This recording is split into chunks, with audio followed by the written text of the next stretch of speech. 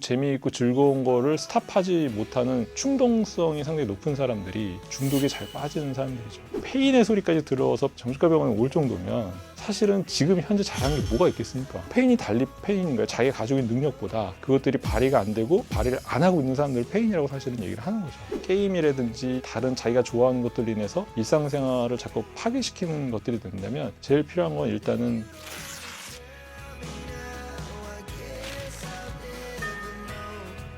네, 안녕하십니까. 저는 중앙대학교 병원 정신건강의학과 교수 한덕현입니다. 소아청소년 정신과 중에서도 스포츠 정신의학과 인터넷, 게임, IT에 관련된 더 세분화된 전문 분야의 진료를 하고 있습니다. 게임을 많이 하는 아이들이 보통 페트병을 놓고 게임을 하거든요. 1.5리터, 2리터짜리 물 페트병 놓고 마시는 게 아니라 배설을 하기 위해서 이제 거기다 놓고 부모들은 그 페트병 두세 개짜리를 그냥 치워주면서 아이들이 게임을 하는 것들을 그냥 보고만 있을 수밖에 없는 그런 상황들에 있는 아이들도 있고, 중독적으로 넘어가자면 갬블링도 있고 일부 마약 중독, 알코올 중독 이런 환자들이 옵니다. 근데 이제 알코올성 치매라든지 마약으로 인해서 일상생활들이 다 파괴되고 학벌이라든지 학교는 정말 남들이 다 부러워할 만한 그런 학교를 나왔지만 사회에서는 거의 폐인처럼 지내는 그런 사람들이 이제 찾아오는 거죠. 우리가 이 집중력을 어떻게 사용하느냐에 따라서 어떤 사람한테는 이게 중독으로 보이기도 하고 어떤 사람한테는 몰입으로 보이기도 하는데, 중독과 몰입의 차이는 결국은 얕게 보면 나타나는 결과가 긍정적이냐 부정적인 거냐에 따라서 몰입이냐 중독이냐의 어떤 차이를 나게 하지만, 사실은 결과가 아니라 그 과정이, 중독으로 가는 사람들과 몰입으로 가는 사람들의 과정이 많이 틀리다라는 역설적인 면들이 있기 때문에 긍정적인 좋은 의미의 어떤 중독을 몰입이라 하는 거 아닌가? 라고 생각하시는 분들 많은데, 잘 생각해보면 마약은 해도 되는 거 아닌가요? 얘기하면 누구나 다 마약은 하면 안 되는 거죠. 근데 운동은 해도 되는 거 아닌가요? 라고 하면 좋죠. 근데 완전 지나치는 운동은 진짜 신체를 멸망시키니까, 완전 파괴시키니까 하면 안 되는 거죠. 게임도 마약처럼 절대 하면 안 되는 건 아니죠. 게임은 이완작용도 있고 재미도 있고, 또 어떤 사람들은 뭐 지능 발달에도 좋고 인지 기능에도 발달되고 하니까 해도 되는 거죠. 근데 그걸 막 지나치게 많이 해서 일상생활의 파괴 정도까지 하면 그건 안 되는 거기 때문에, 자기의 기본적인 어떤 조절 능력이라든지 자기의 어떤 일상생활을 조절할 수 있을 정도까지 사용할 수 있는 물질이건 대상이건 이런 것들을 과도하게 하거나 많이 할 때를 그걸 몰입이라고 하는 거고, 절대 해서는 안 되는 것들, 해서는 진짜 파괴가 눈앞에 이제 보이는 것들, 그런 것들을 중독이라고 하는데, 결국은 그 중독은 그래서 부정적인 결과가 화학적으로 이미 어느 정도 보장되어 있는, 그리고 심리적으로도 보장되어 있는 그런 것들을 중독이라고 부를 수 있을 겁니다. 그러니까 이 중독이 아주 전통적인 고전적인 의미를 보자면 세 가지 증상이 갈망, 그다음에 내성, 금단 증상이 이게 있습니다. 갈망은 뭐 우리가 다 알듯이 뭐 너무 술이 먹고 싶어, 마약이 너무 하고 싶어, 막 이런 어떤 그런 마음을 갈망이라고 하고, 내성은 이 점차 양이 늘어나는 겁니다. 예를 들면 술을 일주일 전에는 한 2잔 마셔야 좀 알딸딸해지고 기분도 편안해지고 그랬는데 2주 뒤에서는 한 4잔 마셔야 되고, 한 1년 뒤에는 한 병 정도 먹어야 되고, 2, 3년 뒤에는 한 3, 4병을 먹어야 그런 기분이 느끼는 거, 그걸 내성이라고 하고, 금단 증상은 이제 그걸 안 먹었을 때, 술을 안 마셨을 때, 혹은 마약을 안 했을 때 나타나는 막 가슴이 벌렁벌렁 뛴다든지, 누군가 따라온다는 느낌이 든다든지, 아니면 뭐 식은땀이 나고 이상한 게 보인다든지, 뭐 이런 것들이 이제 금단 증상이에요. 그 세 개가 있는 것을 아주 전통적인 의미의 중독 증상의 전형적인 증상이라고 얘기를 할 수 있습니다. 게임은 중독이 아니라고 생각하고 있거든요. 게임으로 인해서 일상생활이 잘 안 되는 아이들도 있죠. 하지만 그게 이제 마약이나 술같이 그 물질 자체의 중독성에 의해서 되는 것들이 아니라, 그 아이들이 가지고 있는 취약성이라든지 그다음에 부모와의 관계 문제에 의해서 발생되는 거기 때문에, 결과가 똑같더라도 과정은 좀 다르다. 그래서 그게 현상이 똑같다고 같은 질환의 중독 카테고리에 들어가야 되는 건 아니다고 생각이 듭니다. 제가 환자들을 쭉 보면서 이제 느낀 건데, 이게 이제 학문적인 분류는 아니지만 제가 환자들을 만나봤을 때 게으른 페인이 있어요. 게으른 페인은 뭐뭐 할 거야, 뭐뭐 할 거야라는 어떤 계획은 있는데 행동을 전혀 안 하는 게으른 페인이 있고, 그 다음에 우울한 페인이 있습니다. 우울한 페인은 계획도 없고 행동도 없고 굳이 이걸 내가 해야 될 필요가 없기 때문에 별로 하고 싶지도 않고 의욕도 없고 그래서 나는 안 하고 안 하니까 또 나는 아무것도 할 수 없는 그냥 무능력한 페인이고 그렇게 자기를 점점 몰고 가지만 가만 보고 있으면 아무것도 안 해도 모든 게 다 자기 주변에 있기 때문에 그런 우울한 타입이 나오지 않나 그런 생각이 들거든요. 그리고 충동적인 페인은 뭐냐면 계획이 없는데 그냥 아무거나 막 해요. 근데 주로 이제 그 하는 게 주로 사고를 치는 거죠. 예. 자기 딴에는 그냥 재밌어서 저질러 봤는데 예를 들면 그런 거죠. 뭐 내가 지금 술을 먹고 싶은데 술 먹을 돈이 없어요.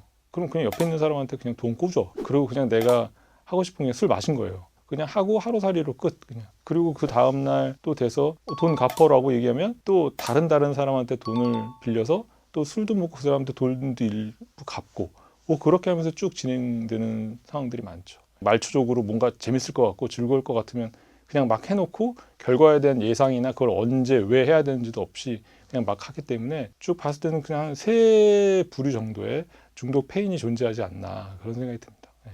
환자들한테 대놓고 페인이라고 얘기하는데 예. 뭐 난리 나죠. 예. 근데 그렇게 해서 좀 자극을 하는데 왜냐하면 당신의 능력은 충분히 일상생활을 유지할 수 있는데 앞에서 얘기한 그런 세 가지 이유 중에 하나 때문에 당신 능력을 지금 발휘하고 있지 않기 때문에 뭐 페인이 달리 페인인 거예요. 자기가 가지고 있는 능력보다 그것들이 발휘가 안 되고 발휘를 안 하고 있는 사람들을 페인이라고 사실은 얘기를 하는 거죠. 우울한 페인 같은 경우는요. 계획이나 결과가 반대로 조합이 돼 있어요. 아까도 말씀드렸지만 일을 안 하면 안 할수록 자기가 편해져 있거든요. 우울한 페인 같은 경우는 자기가 뭔가를 하면 즐겁고 등이 따숩고 배부르고 뭐를 안 하면 배고프고 힘들게 하는 이런 시스템을 마련을 하라고 보호자분들한테 얘기를 하거든요.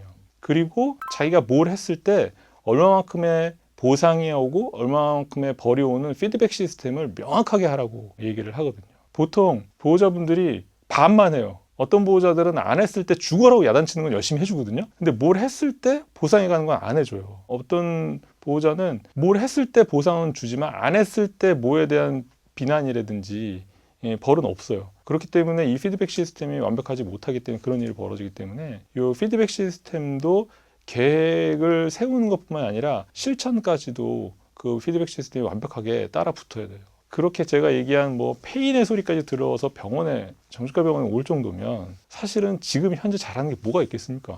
뭐 다른 집과 비교해 봤을 때 다른 집 30살, 40살짜리 아들은 회사도 대기업 다니고 무슨 뭐 박사에다가 뭐도 하고 있는데 얘는 맨날 술에 쩔어 있고 술만 먹고 아무것도 하는 거 없고 오후 한두 시에 일어나가지고 돈 달라고 떼쓰고 있다. 걔를 어떻게 칭찬을 해요?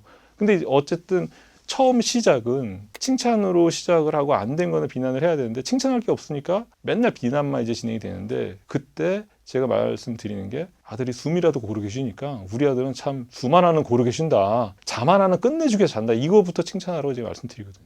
게으른 페이는 보호자랑 환자랑 계획을 무조건 짜라 그러거든요. 저는. 게으른 페인의 대부분은 뭐 하냐면 보호자도 비슷하게 계획만 짜고 실천을 안 도와줘요. 환자가 힘든 만큼 보호자도 힘들어야 된다고 저 얘기하거든요. 예를 들면 게임 같은 경우 새벽 2, 3시까지 이제 막 하고 잠 안 자고 그러면 그럼 몇 시쯤 자면 좋겠어요? 라고 얘기를 하면 그다음 11시쯤은 자면 좋겠어요?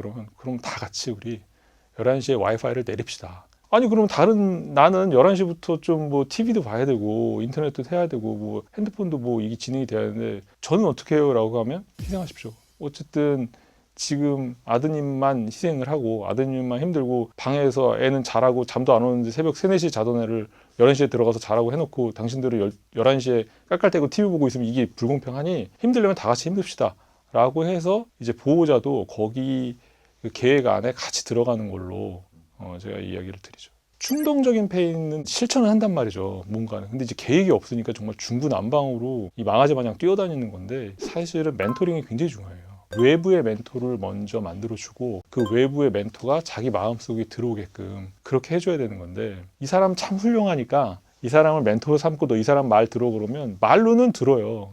근데 전혀 이 사람과 멘토링이 안 되거든요. 그래서 멘토로서 선정된 사람 혹은 멘토를 처음에 이제 붙여주고 갈 때는 감정적인 멘토링부터 이제 하라고. 그러니까 이 사람 만나면 그래도 내가 좀 위로받는다. 이 사람 만나면 내가 좀 인정받는다. 그런 느낌을 들게끔 그런 멘토를 하나 구해서 감정적인 멘토링을 먼저 해주고 그 다음 생각, 행동에 대한 멘토링으로 가자. 그렇게 이야기를 하죠.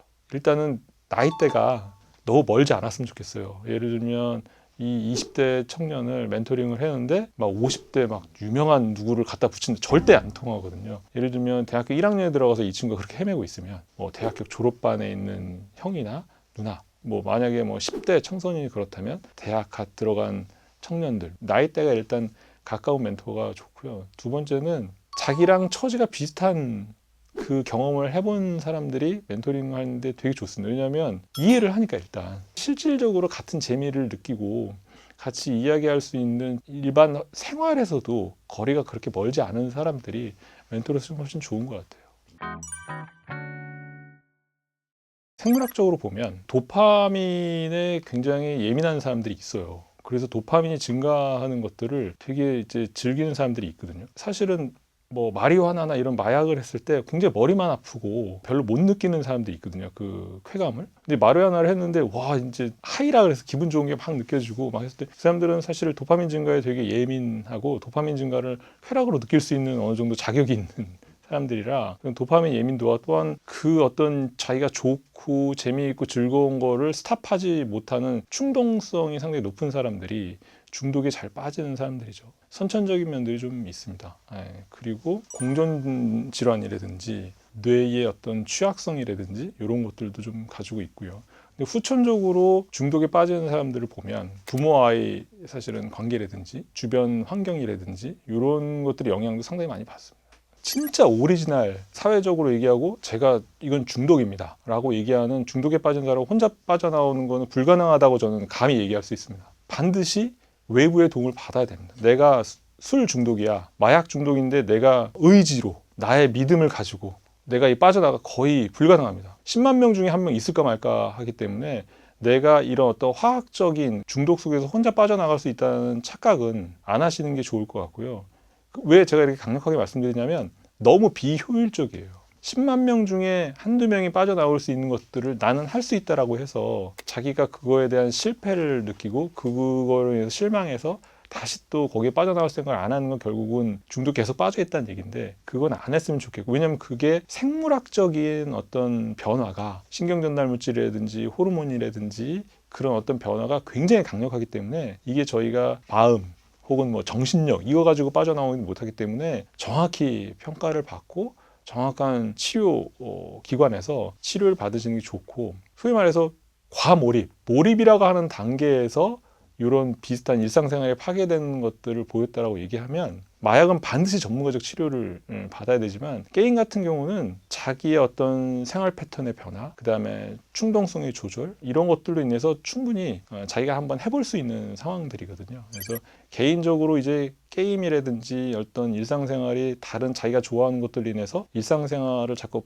파괴시키는 것들이 된다면 제일 필요한 건 일단은 계획입니다. 그리고 그 계획을 계속 유지할 수 있는 충동성의 조절 그리고 자기가 자기한테 줄 수 있는 그 명확한 피드백 스스로한테 상 주고 벌 주는 것을 하는 그 피드백 시스템을 만드는 것도 굉장히 필요합니다. 실제로 우리는 많이 하고 있거든요. 예를 들면 참 아이러니컬하지만 나는 체중을 이번에 반드시 5kg를 뺄 거야 해서 다이어트를 막 했는데 다이어트 하고 난 다음에 내가 일주일에 2kg를 빼려고 했는데 6일 만에 2kg를 뺐어요. 그럼 내가 짜놓은 식단이든 뭐든 그걸 다 잘 지킨 거잖아요. 그래도 내 계획보다 무려 하루보다 먼저 그거 됐으면 상으로 먹을 걸 자기한테 주는 거죠. 그럼 그게 과연 상인지 벌인지 모르겠지만 자기가 어쨌든 6일 동안 안 먹고 참았기 때문에 자기가 맛있는 걸 그래도 6일째 되는 날 저녁에 한번 내가 뭘 먹겠다는 것도 상당한 피드백이거든요. 근데 그런 어떤 사소한 상과 벌 같은 것도 충분히 피드백의 상과 벌이 될 수 있습니다. 결국은 자기 자신의 피드백 시스템을 만들라는 얘기는 뭐냐면 중독이든 아닌 몰입이든 그 다음에 뭐 게으른 사람이건 뭐 우울한 사람이건 간에 보면 제일 큰 문제는 자기가 자기 자신을 모르고 있다는 얘기예요. 자기가 자기 자신을 모르고 있으니까 자기 자신에 대한 칭찬도 못하고 자기 자신에 대한 인정도 못하고 있다는 얘기거든요. 그래서 결국은 그런 사람들이 계속 자기가 짜놓은 계획이라든지 그 다음에 피드백 시스템을 유지할 수 있는 건 자기가 자기한테 주는 상을 받았을 때 자기가 자기를 인정하고 인정받은 만큼 자기가 기쁘면 됩니다. 우울증이든 ADHD든 간에 정신과적인 문제가 있는 사람들 같은 경우 충동 조절이라든지 아니면 자기 비하라든지 이런 걸로 인해서 중독 물질을 섭취하는 그 빈도를 늘려줍니다. 그래서 중독에 쉽게 이제 빠지게 되는 거고, 중독이 아닌 어떤 그런 게임이나 이런 몰입 같은 경우는 이게 무의미한 어떤 게임들을 계속해요. 그래서 실질적으로 하루에 막 12시간, 13시간 게임하는 친구들이 와서 얘기할 때 너 그 13시간 동안 진짜 게임이 재밌어서 하는 거는 몇 시간이냐 얘기하면 한 2시간? 1시간 그거밖에 안 된단 말이에요. 나머지는 정말 무의미한 이 마우스질을 하고 있는 거거든요. 심지어는 그것들을 했을 때 정말 자기가 느끼는 쾌감마저도 느끼지 못하는 이런 공전질환들이 있어서 그들을 관찰하는 우리가 볼 때는 정말 한도 끝도 없이 하고 있는 것 같지만 실질적으로 그 플레이를 하고 있는 게임 과몰입 하는 아이들을 보게 되면 진짜로 재밌어서 하는 게 아니라 그냥 우울 증상의 일환으로, 그다음에 주의력 결핍 과행동 증상의 일환으로 그것들을 하고 있는 경우가 되게 많습니다. 그러니까 우울증, ADHD 이런 것들은 정신과 질환이고요. 그게 이제 진짜 진단 기준에 맞춰서 전문가에 의해서 진단을 받았다면 거기에 대한 치료가 꼭 이루어져야 됩니다.